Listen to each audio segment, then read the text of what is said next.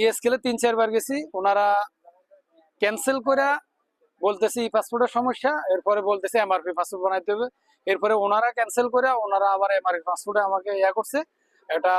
Form দিছে, ওটা পূরণ করার পরে বলতেছে 3-4 দিন গেছি ওইখানে, যাওয়ার পরে বলতেছে অমুক দিন আসেন, আবার পরে আসেন, এরপরে বলতেছে এখানে আসা লাগবে না, আপনি অনলাইনে চেক করলে আপনি বুঝতে পারবেন, এটা অনলাইনে দেখা দেবে কি কোন একটা কিছু দেখাবে আসছে কিনা না আসছে কিনা, কি সমস্যা। এখন ওইখান থেকে আমি ডকুমেন্টস আছে আমার, আমার কাছে রিসিপ্ট দিছি, রিসিপ্টটা আছে, রিসিপ্টটা ওনারা আবার ওইখানে নিয়ে নিছে আমার ওই দুটা আপনার সাদা কাগজ দিছিল বাংলাদেশ থেকে, মানে কি ওইখানে লেখা আছে